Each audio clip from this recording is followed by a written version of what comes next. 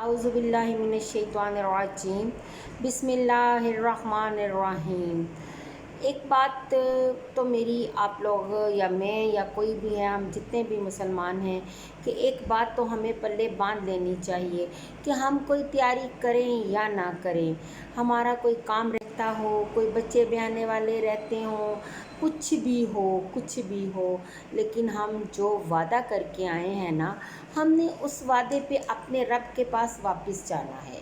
ہمیں کوئی وہ جب اسرائیل آئے گا نا، تو اس نے یہ نہیں دیکھنا کہ ہمارے بچے بیانے والے ہیں، اس نے یہ نہیں دیکھنا کہ ہمارا کوئی کام رہتا ہے، اس نے یہ نہیں دیکھنا کہ کوئی ایسا کوئی کام ہے جو ان لوگ کا کرنے والا ہے تو وہ کر لیں۔ ہم نے اپنے ٹائم پر واپس چلے جانا ہے۔ اسرائیل نے ہماری جان ضبط کر لینی ہے۔ موت ٹھہری آنے والی، موت ٹھہری آنے والی آئے گی، جان ٹھہری جانے والی جائے گی، روح رگ رگ سے نکالی جائے گی، تجھ پر ایک دن خاک ڈالی جائے گی۔ ہاتھی جیسوں کو پچھاڑا موت نے، ہاتھی جیسوں کو پچھاڑا موت نے، کھیل کتنوں کا بگاڑا موت نے، ہاتھی جیسوں کو پچھاڑا موت نے، کھیل کتنوں کا بگاڑا موت نے۔ میت قبر میں اترتی ہے ضرور، میت قبر میں اترتی ہے ضرور، جیسی کرنی ویسی برنی ہے ضرور۔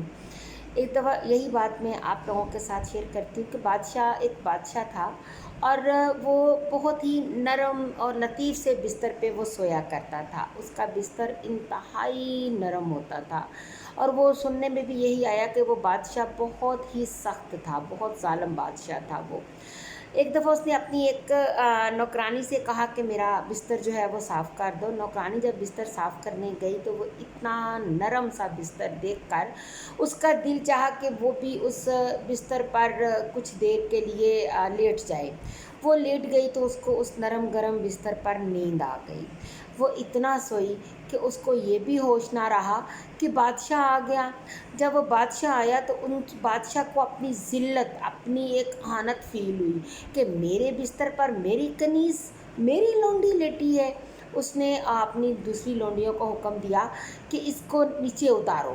اس کو جب نیچے اتارا اور کہا کہ اس کو اتنا مارو کہ جب تک اس کی جان نہ نکل جائے، اس کو یہ سزا دو، اس نے میرے بستر پر لیٹنے کی جرت کیسے کی ہے، اس کی ایسی سزا دو کہ جب تک اس کے جسم کے حصہ نہ پھٹ جائے، درد کی شدت سے یہ چیخ نہ پڑے، تب تک اس کو مارتے رہو۔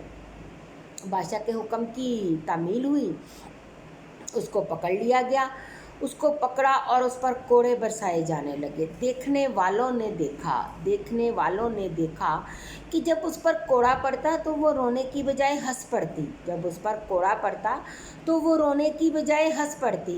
سب نے پوچھا کہ تم ہنستی کیوں ہو؟ آخر وہ بات بادشاہ تک پہنچی۔ اس نے کہا میں اس کا جواب بادشاہ کو دوں گی، آپ لوگوں کو نہیں دوں گی۔ بادشاہ آیا، اس نے کہا کہ تمہیں اتنی یہ کوڑے برسائے جا رہے ہیں تو تم اتنا ہنس کیوں رہی ہو، روتی کیوں نہیں ہو درد کی شدت سے؟ کہتی ہے کہ میں روتی اس لیے نہیں ہوں بادشاہ سلامت کہ میں تو چند گھنٹوں کے لیے اس بستر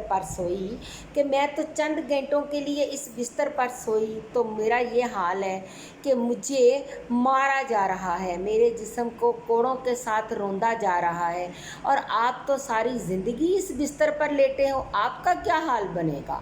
تو بادشاہ جو تھا وہ یہ سن کر بہت پچھتایا، بہت رویا، اور اس نے سوچا کہ یہ میں نے کیا کر دیا۔ اور بتانے والے بتاتے ہیں کہ اس بادشاہ کا اس واقعے کے بعد اتنا بدلاؤ آیا کہ وہ اپنے وقت کا بزرگ حمید الدین بنا۔ پھر لوگوں کے لیے اس نے آسانیاں پیدا کر دی اور اللہ تعالیٰ کی عبادت میں مشغول ہو گیا۔ اس نے تمام چھوڑ دی، بادشاہت چھوڑ دی، اور اس نے کہا کہ واقعی اگر لونڈی 1 گھنٹے کے لیے سوئی ہے تو اس کا یہ حال ہے، تو میں تو اپنی ساری زندگی اس نرم گرم بستر پر گزار دی، تو میرا کیا حال ہوگا؟ تو سوچئے کہ ہمارا کیا حال ہو۔